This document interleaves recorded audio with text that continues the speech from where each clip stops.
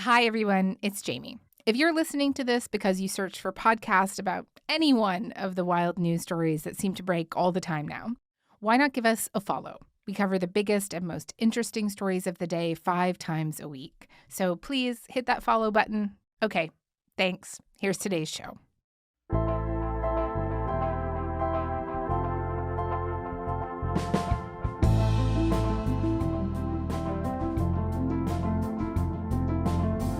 Hey everybody, Jamie here. So there is lots to talk about today in the land of Canadian politics. Not only is the Liberal leadership race well underway, but Doug Ford has said that Ontario will be headed to the polls as early as February 27th. Right now, there's a lack of leadership at the federal level.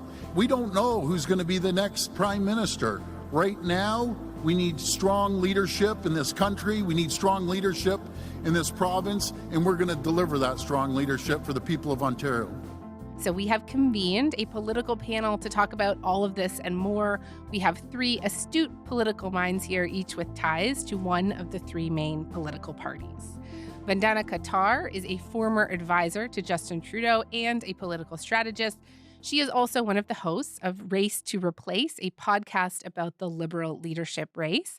Vandana, hi. Thanks so much for coming on. Hey, Jamie. Thanks for having me. It's great to have you. Dennis Matthews is here. He is the president of Creative Currency, a national advertising agency, a conservative strategist, and former advertising director for Prime Minister Stephen Harper. Hey, Dennis. Hey, thanks for having me. And Melanie Richer is principal at Earnscliffe Strategies and former director of communications for the NDP and Jagmeet Singh. Hey, Melanie. Hi, how are you? Good. And I'm so grateful that you guys have taken time out of your Sunday to make this happen for us. So, speaking of Sunday afternoon, I think we have 6 candidates who say that they have submitted their papers in time for the Liberal leadership deadline that they had to hit Thursday and that we know are currently running. Those candidates in no particular order are Karina Gould, Ruby Dalla, who was a Liberal MP from 2004 to 2011, Mark Carney, Chrystia Freeland, Jaime Batiste, current Liberal MP, Frank Baylis, Quebec businessman and former MP. And Vandana, let me start with you. How do you see this race shaping up so far? It's really interesting for me. I find that a lot of people are assuming that Carney is the front runner, and I think he's had a good week of caucus and cabinet endorsements.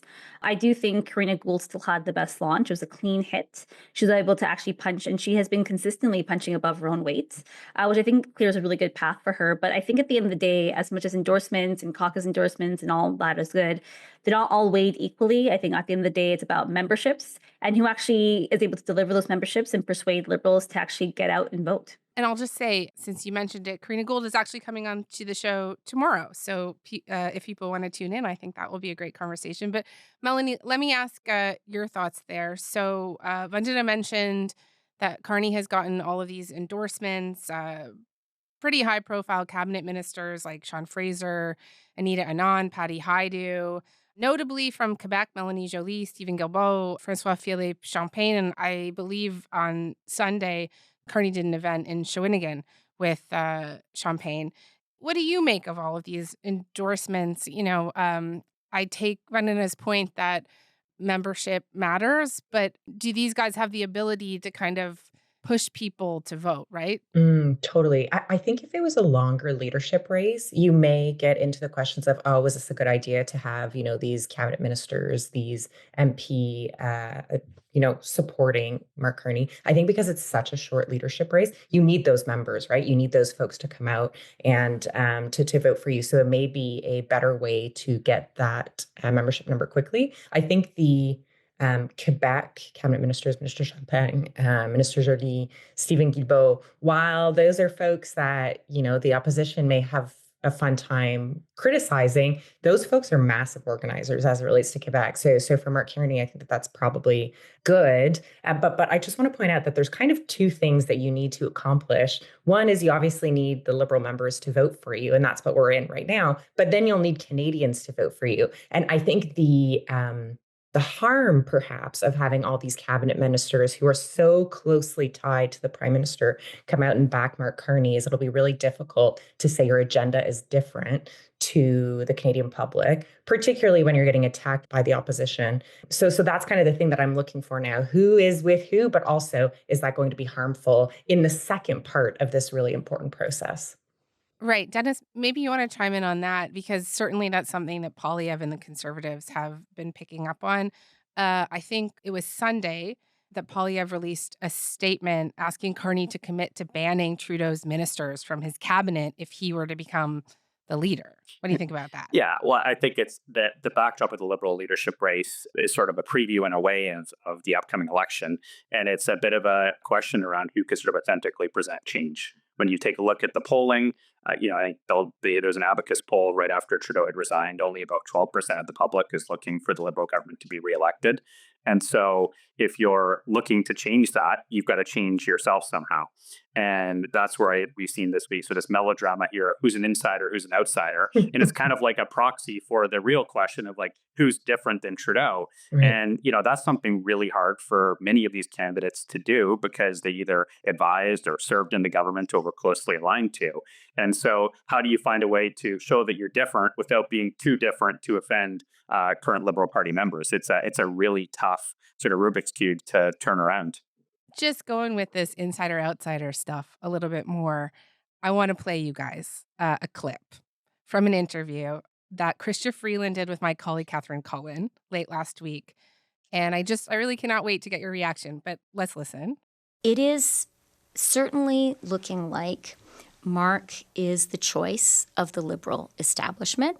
It is certainly looking like he is the PMO's candidate. And the PMO's candidate. Can you explain that? And that is okay with me. Can you explain that? I am really happy to be running against the Ottawa establishment. We are completely out of time, but you made an allegation there, PMO's candidate. Can you cite one piece of evidence that is the case? I said it certainly is seeming that way. Okay. Vandana, do you want to go first? Sure. What do you make of her assessment that she's running against the Ottawa establishment and that Carney is the Prime Minister's office, the candidate of the Prime Minister's office? Yeah, but also you can say anything you want. Okay, sure, of course.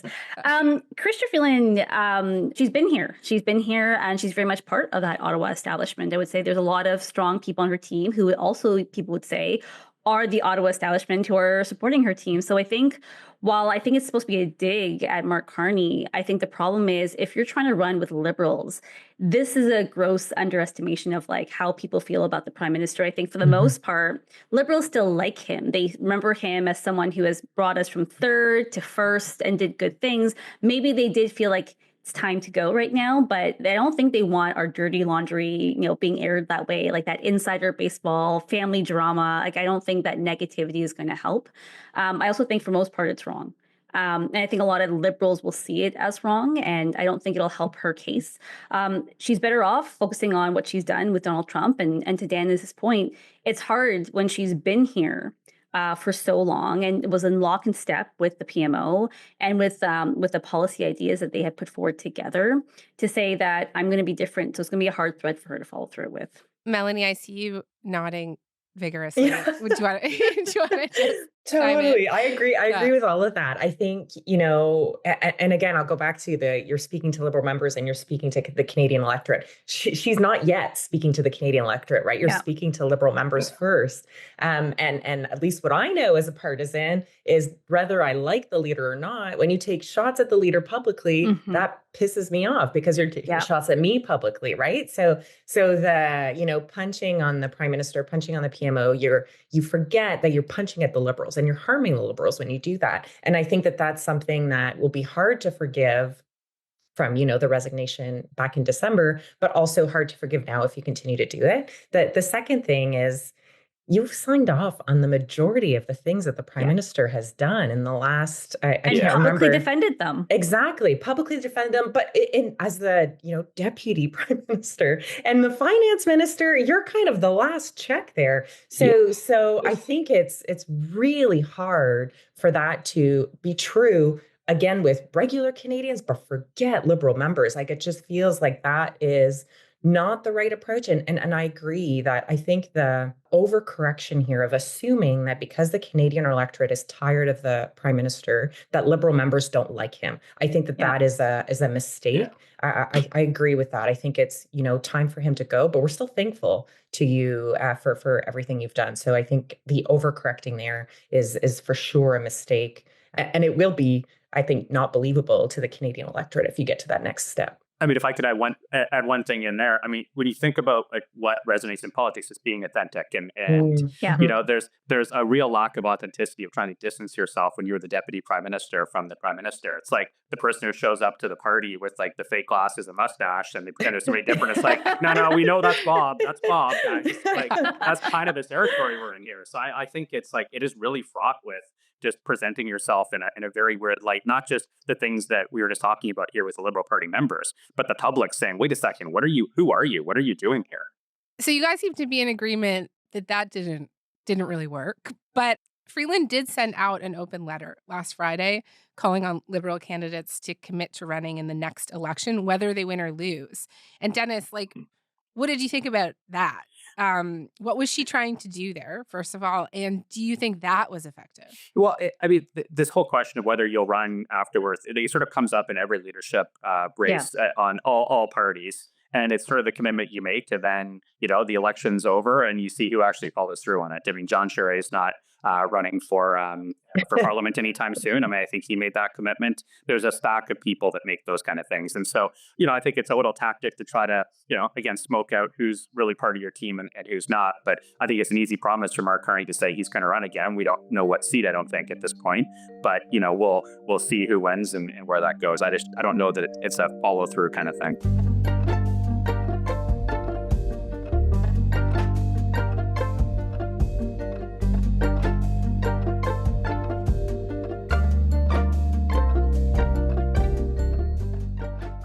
Talking about Carney, I see a conservative critique of Carney that they seem to me at least to be hitting quite hard, especially over this weekend.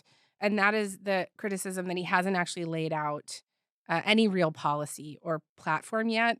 He has signaled that he would find an alternative to the carbon tax. He says that stuff is coming down the line. I'll add to, he has not sat down and done any real interviews besides the one on The Daily Show. I mean, we were just maybe being a bit critical about Chrystia Freeland, but I suppose to give her some credit, that was an interview that she did, and she was asked a question. Do you think that this is going to be a problem for him, Vandana?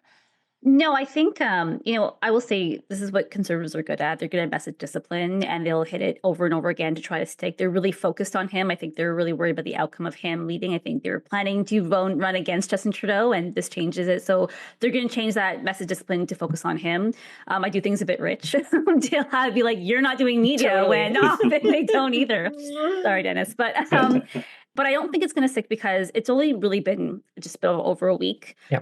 Right now, if I'm running a campaign, I'm going to be like, I don't want to media prep you. I don't want to worry about what's going to come out of it. I want you to talk to Liberals. And I want you to spend, especially if you're new and you're from the outside and they don't know you. And there has been criticism like, is he like Ignatieff? Is he like this? Does he know how to politic, etc.? So I would want every effort. Like if you have 10 minutes, I want you calling these 3 riding presidents. If you have 5 minutes, I don't want to prep you on how you say something. I really want to focus on talking to Liberals. So I do think these things will come later. I also think in terms of all the candidates, the policies they've announced so far, not really exciting. They're all just saying we're going to do the opposite of what the government's doing. Like we're not going to do the carbon tax. We're not going to Backing away from capital gains. Exactly. Yeah. So there's nothing that is groundbreaking to Melanie's point, the broader electorate, right? So I think the internal stuff with membership is very inside baseball. But what members are looking for is who's electable and who's going to give us a fair chance against Pierre Poilievre. And that means like testing him with Liberals. That's what I want to prioritize at this point. This weekend, there was a lot of traction online about a poll that was released by Frank Graves at Ecos.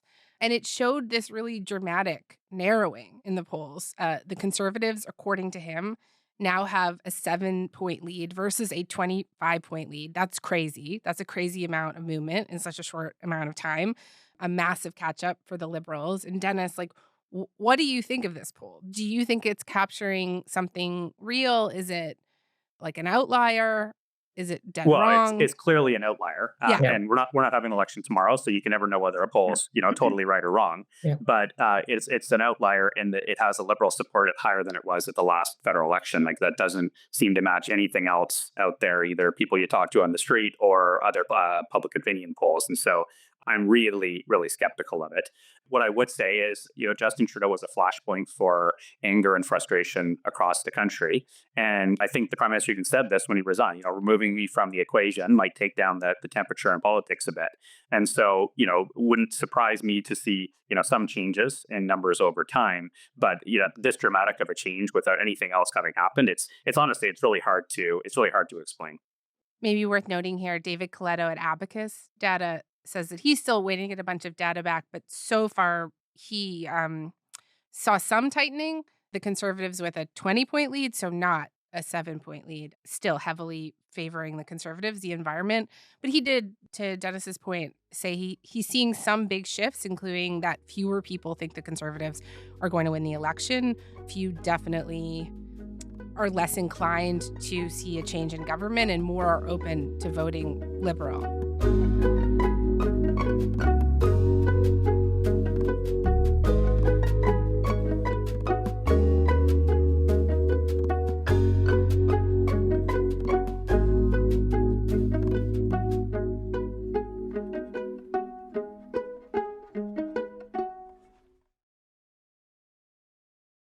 Shall we move on to the Ontario election? Doug Ford said that he is planning to call an election Wednesday of this week. He already has a big majority government. Melanie, why is he doing this? I totally think it's self-serving. I've not been shy in saying, I think that Premier Ford's messaging as it relates to the United States, as it relates to President Trump, has been smart and has been, I think, what folks, particularly folks in Ontario, are looking to hear. And I think with the absence of or the what has happened with the Prime Minister and what has happened with the Liberal government, the absence of that direct message to voters or that direct message to people of like, we've got your back, don't worry, we're good, we're taking this seriously, we're proactive, not reactive. I think has been really heard from folks. So I'll start off with that. But pretending that this is anything other than self-serving and trying to get another mandate, I think doesn't pass the buck. Do I think folks care that we go to an election early? I don't think so. I think we've seen premiers in Nova Scotia. We saw, I remember John Horgan went a year early in British Columbia as well, and he got the biggest mandate the BC NDP ever got. So I don't know that folks will be totally upset, or if they are, that it'll last long enough. But he is going because he wants majority. We heard rumors this summer before President Trump was elected that he was looking to do this, particularly to get ahead of any Pierre Poilievre government in Ottawa. So I think that's why he's doing this. I think he feels that the Ontarian pulse is with him right now, particularly as it relates to Donald Trump and that immense threat that folks are rightly scared of. And that's why he's going right now. Vandana, anything to add here? Yeah, I think I agree with Mindy. And I would say that, from the outset, yes, he's looking like Captain Canada. He's saying the right things. He has this cutesy hat that people are ordering. And he knows how to politic. I like the hat. I know. So do I. People, I love the hat. It says Canada is not for sale on it. Yeah. So you're just people are looking at him and saying this is great, but it's distracting from the other things that Premier should be doing, which is healthcare and education. There was a huge lineup, I think it's in Walkerton, just to get a doctor. And those are real issues. And I think really this is also because, there was sense of this before Donald Trump and all that. He wants to get ahead of a Pierre Poilievre government, but also ahead of any momentum Bonnie Crombie can have. They are way ahead still with the Conservatives in terms of organization and fundraising, et cetera. So I think he wants to keep that at bay. They've been running these campaigns over and over and those ads over and over again that are effective. So I think he wants to get ahead of all that and make sure he has, what he wants to say is a bigger majority, like a mandate, but he has this mandate already. So I agree. He should be focused on Ontarians' jobs, not his own. I'll just note for people listening across the country, Bonnie Crombie is the Ontario Liberal leader. Dennis, I'll just bring you in here. You could respond to anything that's just been said. Also, I was wondering if you think that this could hurt Poilievre. If Ontario votes for Ford in big numbers in February, would the province be less inclined to vote for Poilievre? Let's say if we go to a federal election at the end of May? Because I know Ontario has a very long history of doing the opposite of what's happening in the other level of government. Yeah, I know. I think the two things, the federal conservative scene and provincial politics in Ontario are quite disconnected. Pierre Poilievre built a significant lead on a really clear message, at the last sort of number of years. So I don't really think there's any, sort of crossover here. What I think when you look at Ontario, and the one thing we haven't mentioned here is, Doug Ford's brand is as a populist. It's listening to people, it's responding, and things have fundamentally changed. Like what was 3 months ago is not what it was 3 years ago. Like things are completely different. And if we're headed to like sort of a 2008 type financial crisis, like government might have to be doing some pretty dramatic things to respond to whether it's Trump's tariffs or whatever comes next. I mean, this is a very unpredictable U.S. president. We're talking about a February 1st tariff date. We could be talking about that for the next 3 or 4 years. And so having somebody with a mandate to do those kind of things, I think there's a reasonable argument for that that'll be made over the next 30 days or so.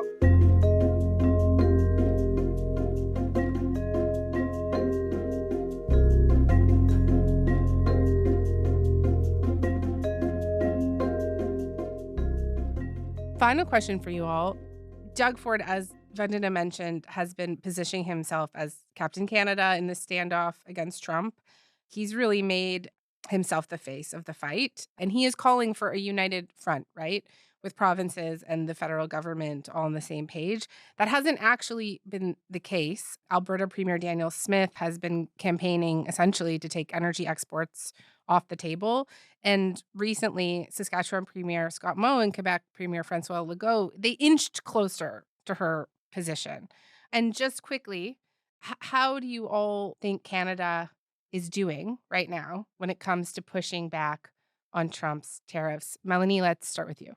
I think there's two things. I think there's what is actually happening at the table and then what is actually happening out loud. And unfortunately, those things need to be very different.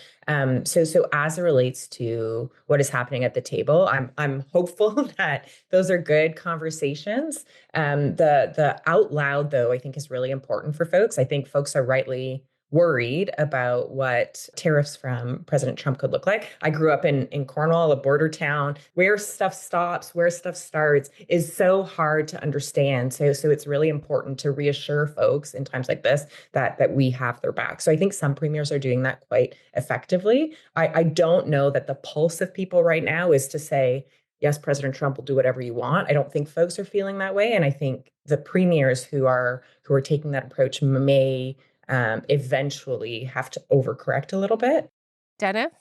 Well, I don't think it's going well. And I don't think it's going well because, Trudeau has mismanaged his relationship with Trump sort of historically. And now he's resigned, sort of leaving Canada in a purgatory state. The thing to do would have been to have an election federally, sort that out, give somebody in the prime minister's chair a real mandate to handle the situation. And absent of that, we're seeing premiers in different ways and actually kind of like what a number of different premiers are doing. I don't think there's one easy answer here.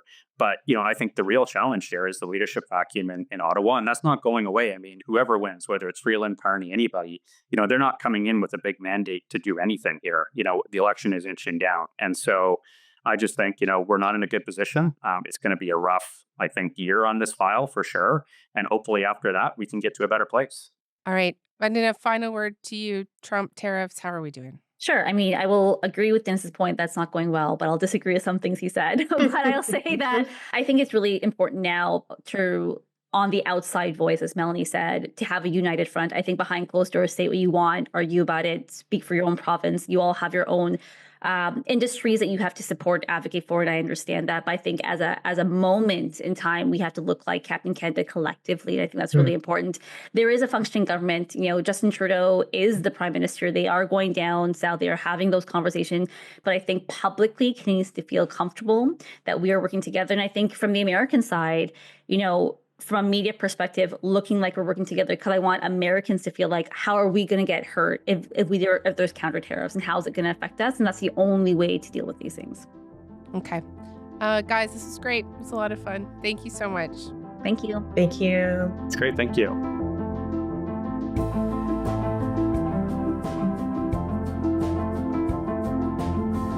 All right. That is all for today. I'm Jamie Poisson. Thanks so much for listening. Talk to you tomorrow.